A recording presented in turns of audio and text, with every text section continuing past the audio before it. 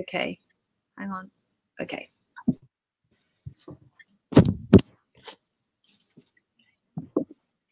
Hello there, it's Susie Walker here from Psychologies magazine. I am delighted to be joined by the wonderful Laura Mucha, who has written this fantastic book, We Need to Talk About Love. And I've just been telling Laura that I think this is a bestseller. If it hasn't already become a bestseller, this is the book. I just started to read it. I'm halfway through. And I've already texted it to about 3 or 4 of my friends saying, oh my God, we need to read this. I've actually told my boyfriend, oh my goodness, I'm not sure we have a future. You have to read this book, which is not good. So Laura, I'm so delighted to have you here today.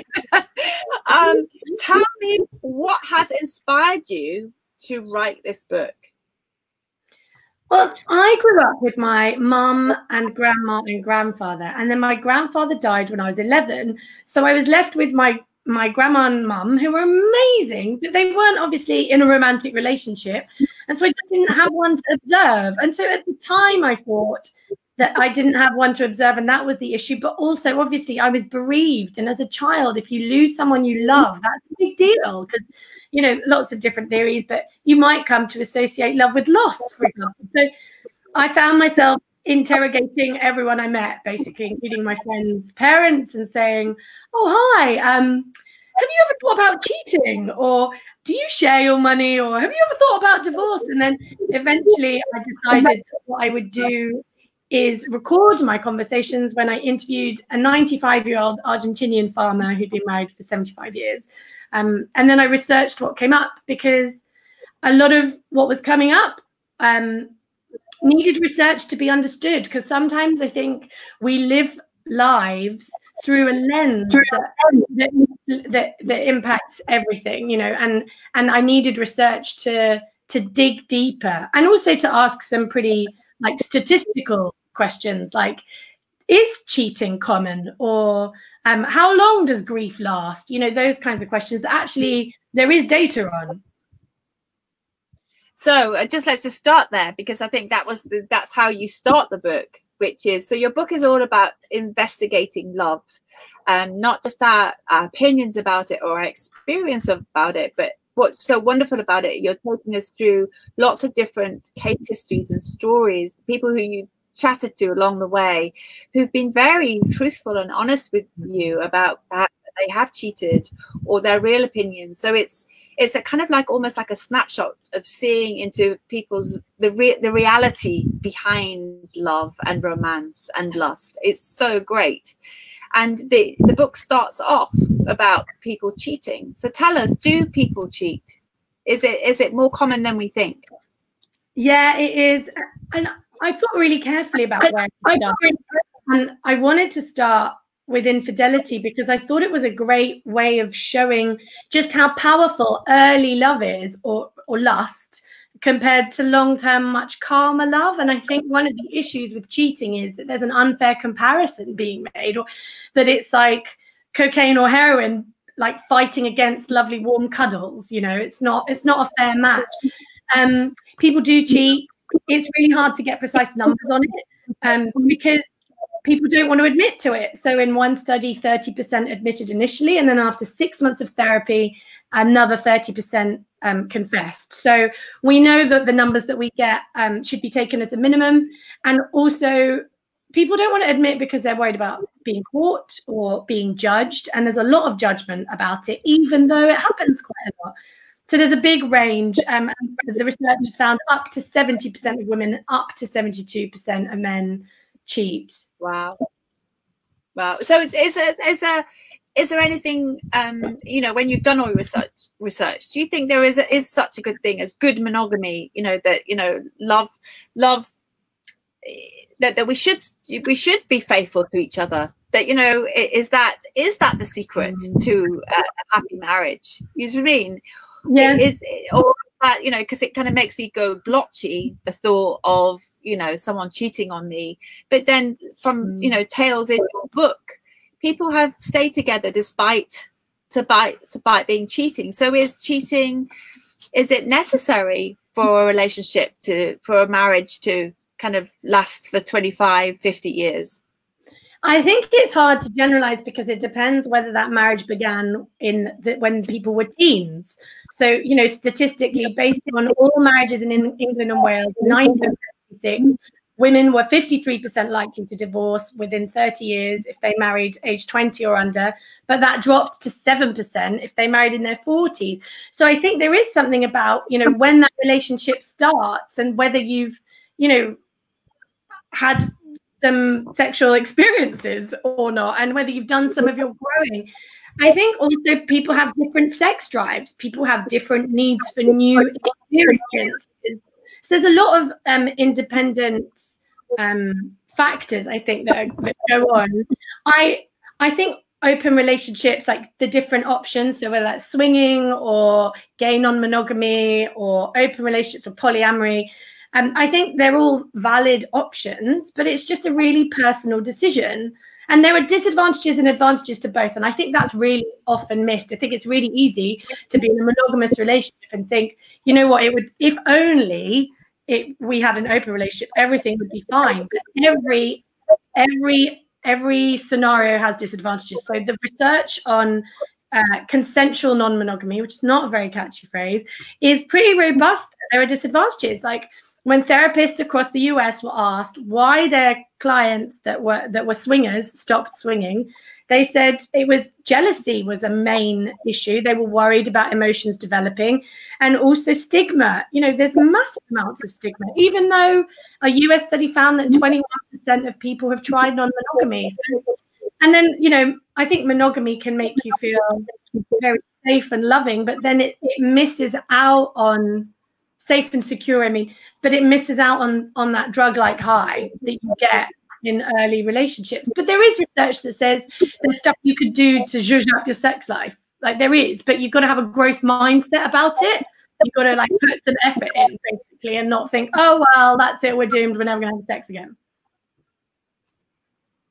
Yeah. So, I mean, there's also a piece that you mention a lot. So your growth mindset is important. There's also a piece around, which I struggle with, is around vulnerability, is about being, you know, when you're, so you might not want to say, you know, it might be you're at the beginning of a relationship. It might be when you're 5 years into a relationship of, you know, oh, you don't seem to desire me anymore, you know, and you don't want to hear the answer, so you don't bring it up, and you know, it's that kind of intense vulnerability. So what I was thinking about when I was reading it was like, how do we get the courage to be vulnerable? For me, it seems to be about, to have a healthy, happy relationship, it's about how willing we are to be vulnerable in a relationship. Or that's my story anyway. Well, so how do we learn how to do that? I think some people, particularly people who might have an avoidant attachment pattern, so idealize independence and feel suffocated in relationships, and don't necessarily connect with their emotions that much, they will struggle with vulnerability. But then there are others, like those who have an anxious attachment pattern, who are often seen as needy or clingy, and essentially are soothed with being close to their partner and very sensitive to threats. If anything, they're too comfortable with vulnerability. You know, being excessively vulnerable is their go-to, because at some point in their lives, they've learned that being excessively vulnerable or like sensitive to threats and asking for help is the best strategy for them. So I think some people need to develop being vulnerable, and some need to develop the sense that they can cope on their own and they don't need someone else to do anything for them. In terms of the vulnerability thing, because that's definitely what I had to work on big time. I think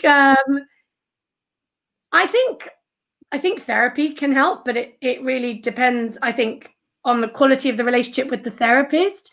I think education, so, you know, just knowing some things about the importance of vulnerability, or what attachment pattern you might have, or what your lens might be, like how you see everything. Like without a therapist, without doing anything else, just even being aware of that as a possible factor is, I think, incredibly important and should be taught in schools. And there's also, you know, a growing field of how you become aware of how you are. So for me, I was very not happy being vulnerable at all, and really liked to, you know, be fine. My go-to was I'm fine, basically. I'll make jokes. I'm the positive one. And I break up with everyone. That's my way of being. And then actually, you know, I was hit by a car when I was 29 and I was left virtually bedbound for a few years. And I was in hospital and I wouldn't let anyone come with me because I was fine. And then actually I learned that I wasn't fine, and it would have been better if someone had come with me, and that independence and thinking that you are not vulnerable is, I think, flawed, because I think all humans are vulnerable. I think just some of them don't want to get in touch with it, but I think that we're all vulnerable, and I think vulnerability is necessary for an intimate relationship. But I also think vulnerability it can be unhelpful. I think that's kind of almost a live example of so I'm coming it through my lens, which is probably avoidant. We were talking about attachment theory, and I'm probably more on the avoidant side, well, very avoidant. And so I think that everybody needs to get in touch with their vulnerability. But what you're saying is actually if you're very anxious, then you're probably kind of processing all the time. So, and it's about being able, you know, we talk about secure. Do you believe that we can change our attachment style and become more secure? Yeah, there is a bit of an academic debate about this, because some people think that like the idea of earning security is actually seen where people had really, really loving upbringings, so they had that kind of really solid base. But my current position is I think people can change, and also I think it's really important to have hope. And I don't know what my attachment was growing up. I've now done my adult attachment interview for the next book on attachment theory. And I know that I am secure, which is great. But my personal sense is that I wasn't always, because I did break up with everyone. I did feel like this kind of here, like I need some space. And so, yeah, it's I think you can earn security, and some. It also depends on the attachment researcher.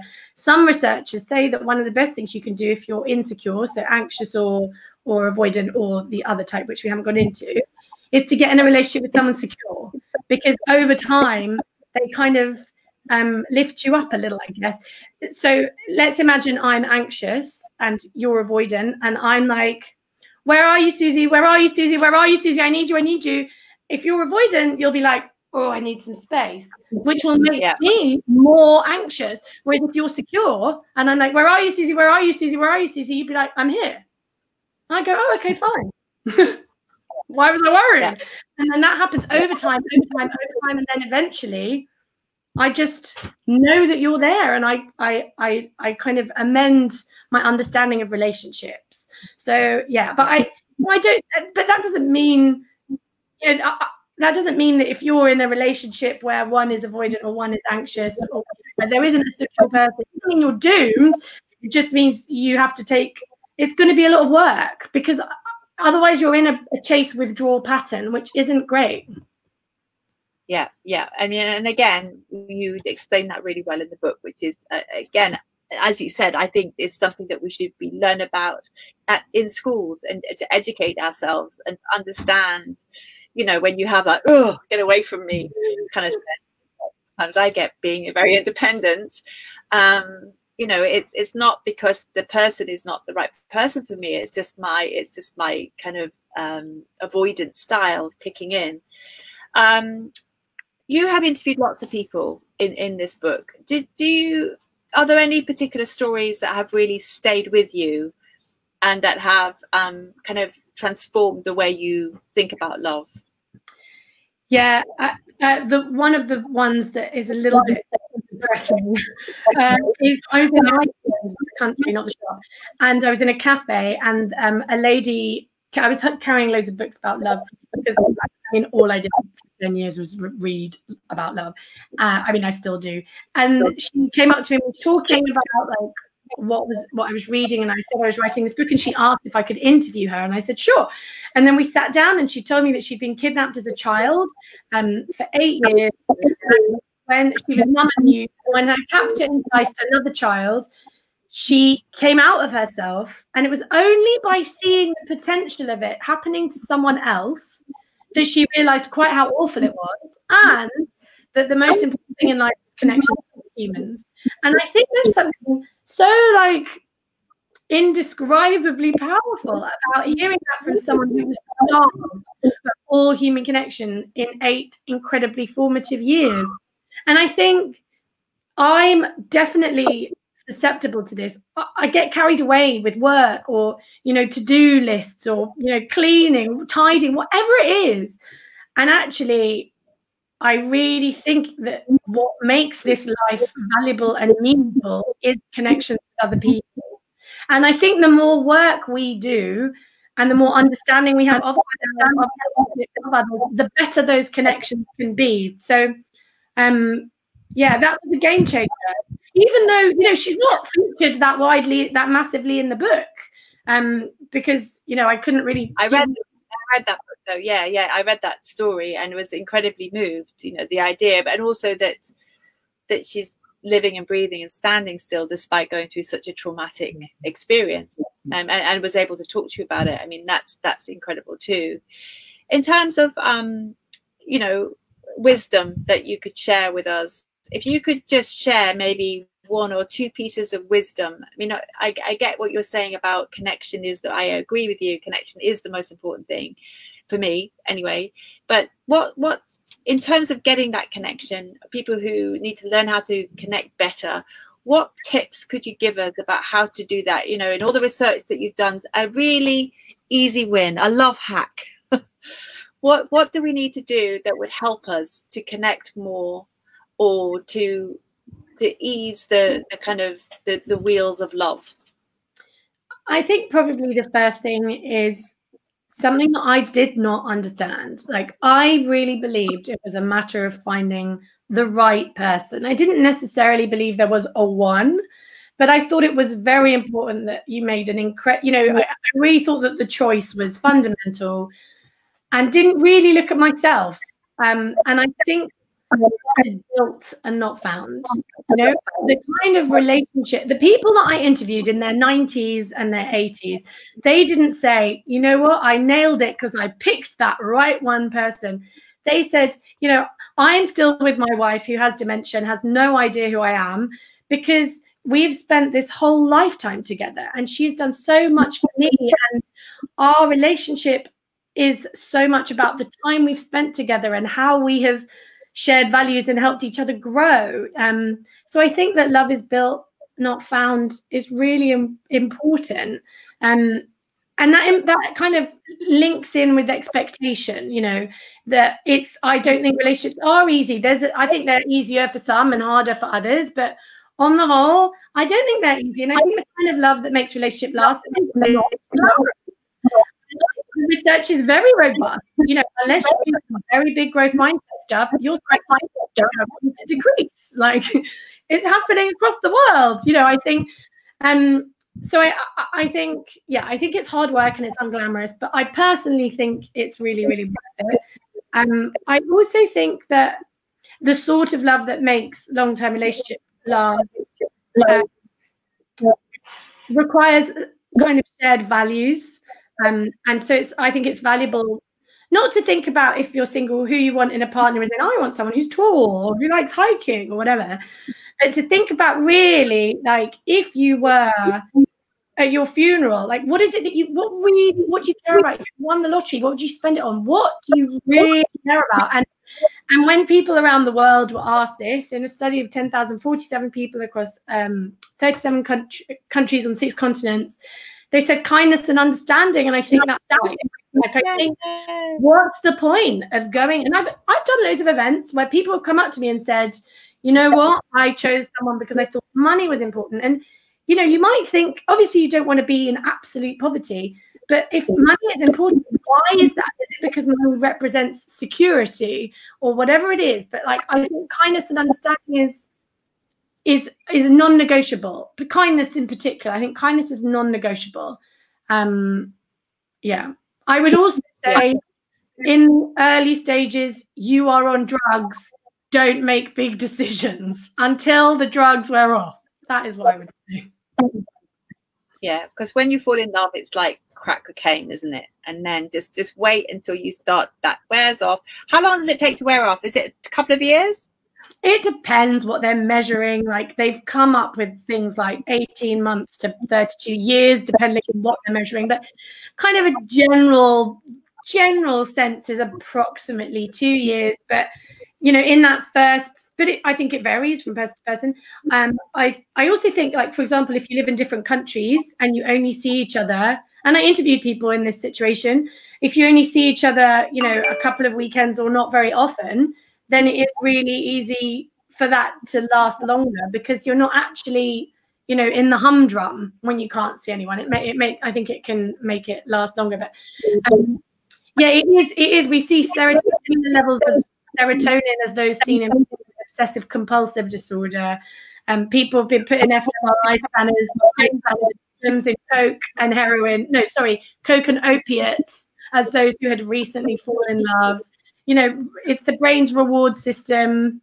Basically, you know, rats have chosen death just to keep getting that high. They've opted for starvation when they could choose, you know, food or brain's reward system. It's really, really powerful. Don't trust it. It might be right, but it might not. It might not. Now, I know that you're married. So has all the research that you've done help you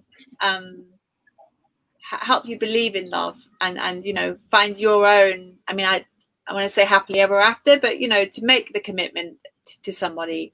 How has it affected you personally? I don't think I'd be married if I hadn't written the book. It's been, I mean, totally game changing. Like, I was definitely a commitment phobe, and I would always sort of be looking for reasons to doubt. Almost, I would look for them, and it's all just sort of melted away, really. I think partly because I've learned that's a lot to do with me and not to do with him. I'm better at arguing. Like, you know, before I would be because I was fundamentally a bit stressed out by commitment. I didn't have the incentive to have a good argument. I would just be like, no, and now I'm like, okay, no, you know what, this is really annoying, but at a base level, I know that I want to be in this relationship in the long term, so I'm not going to be such a pain, basically. Unreasonable humor. It's also, you know, so when my husband proposed, we were in Australia in the middle of nowhere, and he proposed on a beach, and I felt like so physically vexed, like, you know, like this suffocation, like, and I almost couldn't say yes. I don't even think I did say yes. And he went, "Is that a yes?" And I was like, ah. And I think that it was really awkward. We were in the middle of nowhere. I couldn't even like dilute it by being with friends.